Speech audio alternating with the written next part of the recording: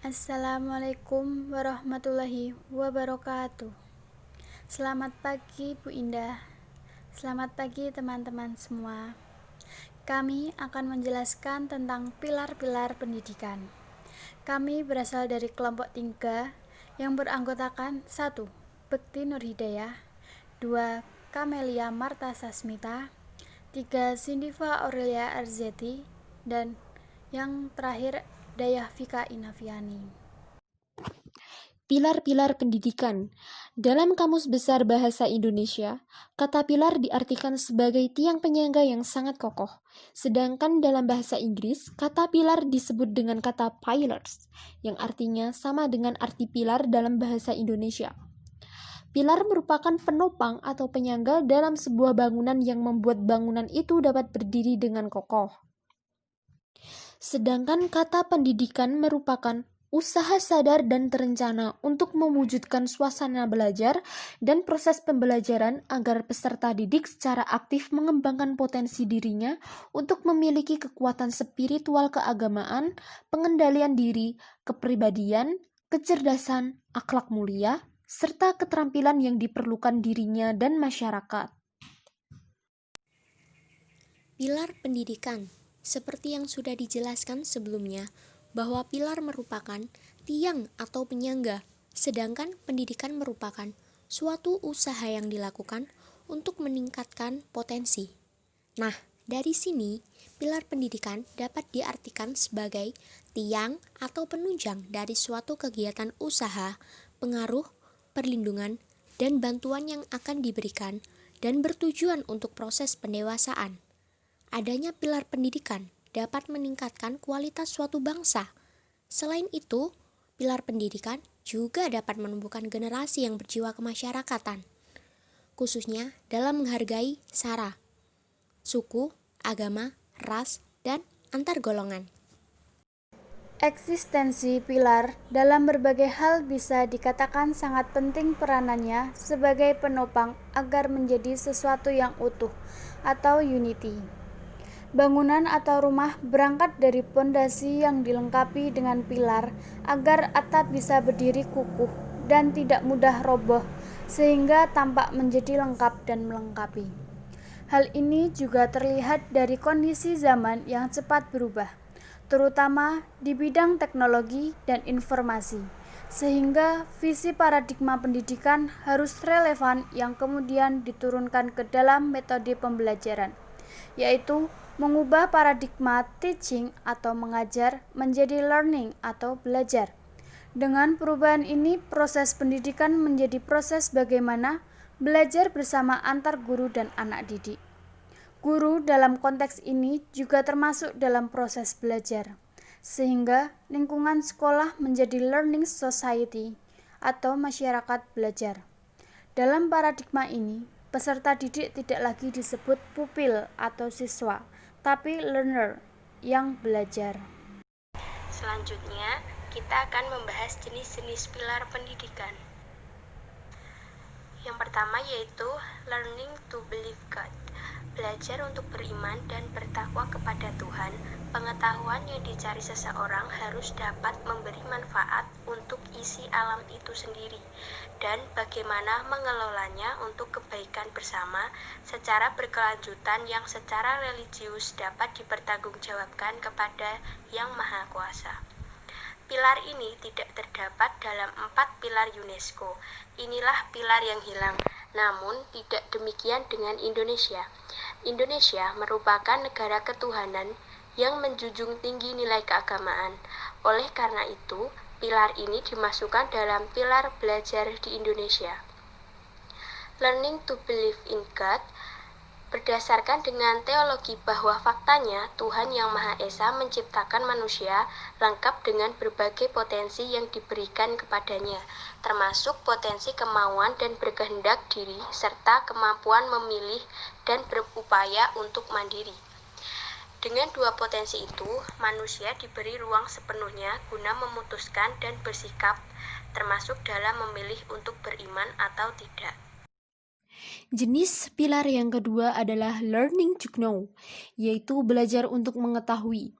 Belajar tidak hanya berorientasi pada produk atau hasil belajar, akan tetapi juga harus berorientasi pada proses belajar. Dalam proses belajar, peserta didik bukan hanya menyadari apa yang harus dipelajari, tetapi juga diharapkan menyadari bagaimana cara mempelajari apa yang seharusnya dipelajari. Kesadaran tersebut memungkinkan proses belajar tidak terbatas di sekolah saja, akan tetapi memungkinkan peserta didik untuk belajar secara berkesinambungan. Learning to do atau belajar untuk melakukan sesuatu. Belajar bukanlah sekedar mendengar dan melihat untuk mengakumulasi pengetahuan. Akan tetapi, belajar dengan dan untuk melakukan sesuatu aktivitas dengan tujuan akhir untuk menguasai kompetensi yang diperlukan dalam menghadapi tantangan kehidupan. Nah, tantangan kehidupan seperti apa? Seperti memasuki dunia pekerjaan. Ambil contoh seperti memasuki ekonomi industri.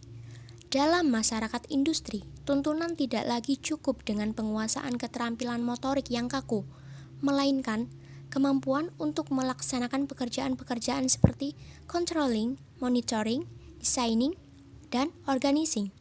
Nah, dari sini, individu diajarkan untuk melakukan sesuatu dalam situasi yang konkret, yang tidak hanya terbatas pada penguasaan keterampilan yang mekanistis, melainkan juga terampil dalam berkomunikasi, bekerja sama dengan orang lain, dan mengelola serta mengatasi suatu konflik. Yang keempat, learning to be atau belajar untuk menjadi seseorang. Kesadaran diri sebagai makhluk Tuhan yang Maha Esa, yakni makhluk hidup yang memiliki tanggung jawab sebagai khalifah serta menyadari akan segala kekurangan dan kelemahannya. Learning to be sehingga dapat mengembangkan kepribadian lebih baik dan mampu bertindak mandiri, membuat pertimbangan dan rasa tanggung jawab pribadi yang semakin besar, ingatan, penalaran, rasa estetika, kemampuan fisik, dan keterampilan berkomunikasi. Konsep ini memaknai belajar sebagai proses untuk membentuk manusia yang memiliki jati dirinya sendiri.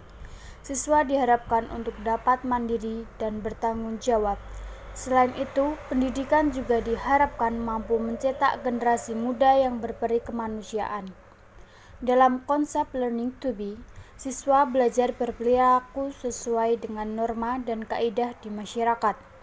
Belajar menjadi orang yang berhasil sesungguhnya merupakan proses pencapaian aktualisasi diri.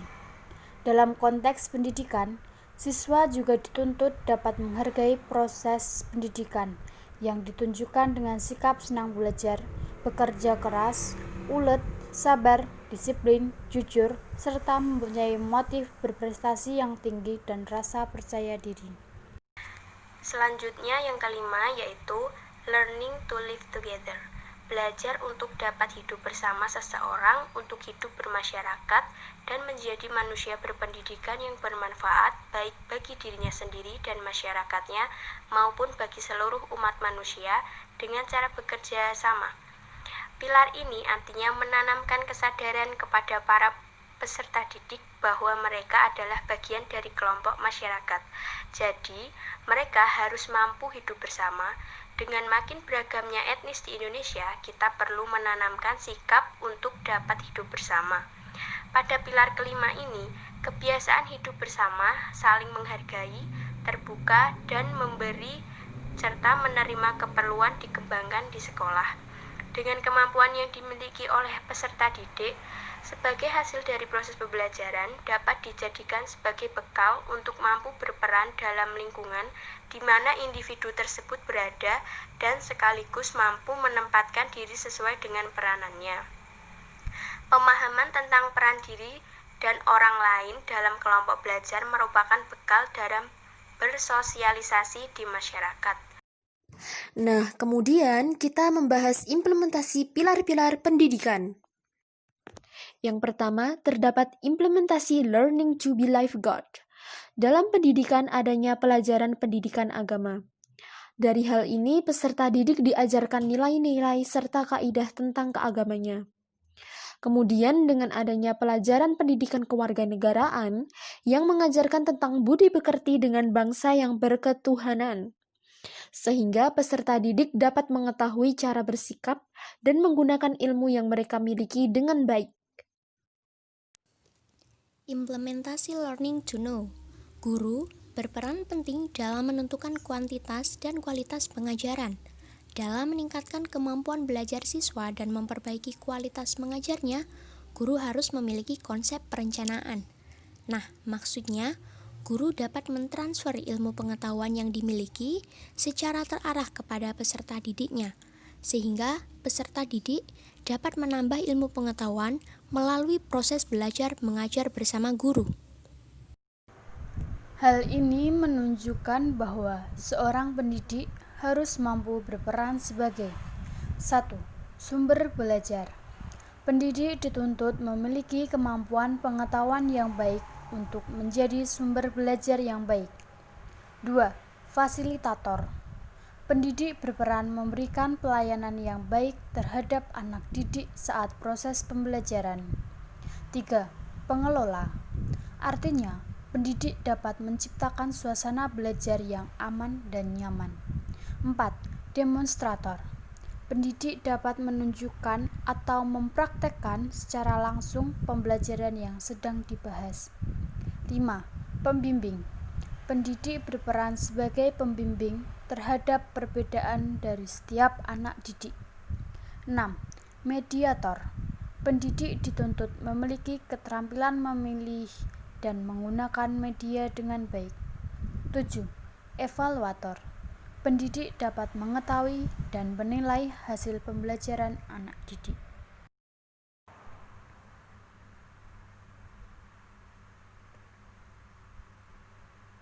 Yang ketiga yaitu implementasi learning to do. Sekolah sebagai wadah masyarakat belajar hendaknya memfasilitasi siswanya untuk mengaktualisasikan keterampilan yang dimiliki. Siswa harus dilibatkan secara aktif dalam menyelesaikan tugas-tugas mereka. Hal ini bertujuan untuk membuat siswa bertanggung jawab atas diri dan pendidikannya, sehingga mereka akan belajar untuk meningkatkan kemampuan dalam memecahkan masalah. Selain itu, siswa dituntut untuk terus berkarya sebagai upaya untuk senantiasa melakukan dan berlatih keterampilan untuk keprofesionalan dalam bekerja. Sehingga, dalam memenuhi tuntunan kerja yang ada di masyarakat, pilar ini cukup berpengaruh terhadap bakat dan minat anak, walaupun bakat dan minat anak banyak dipengaruhi unsur keturunan. Namun, tumbuh berkembangnya bakat dan minat tergantung pada lingkungannya. Keterampilan dapat digunakan untuk menopang kehidupan seseorang, bahkan keterampilan lebih dominan daripada penguasaan pengetahuan dalam mendukung keberhasilan kehidupan individu ke depannya. Yang keempat, terdapat implementasi learning to be. Konsep ini dapat dilakukan oleh pendidik dalam membimbing siswanya agar bisa mengaktualisasikan diri sebagai individu yang mempunyai kepribadian yang utuh dan mempunyai rasa tanggung jawab sekaligus sebagai anggota masyarakat. Penguasaan pengetahuan dan keterampilan merupakan bagian dari proses menjadi diri sendiri. Sedangkan proses pencapaian aktualisasi diri dapat dilakukan dengan belajar berperilaku sesuai dengan norma dan kaidah yang berlaku di masyarakat dan belajar menjadi orang yang berhasil. Implementasi learning to live together. Dalam kaitan ini adalah tugas pendidikan untuk memberikan pengetahuan dan kesadaran bahwa hakikat manusia adalah beragam. Tetapi dalam keragaman tersebut terdapat persamaan. Oleh karena itu, perilaku saling membantu dan menghargai satu sama lain diperlukan agar tercipta masyarakat yang tertib dan aman, sehingga senantiasa untuk belajar hidup bersama sangat dibutuhkan. Dari pendidikan, kita dapat belajar tentang keragaman. Nah, alangkah baiknya dalam menyikapi keberagaman tersebut, kita saling menghormati dan saling menghargai sesama manusia, sehingga tujuan yang sama di antara kita akan tercapai. Terima kasih. Apakah ada pertanyaan? Jika ada, Silahkan bertanya di kolom chat.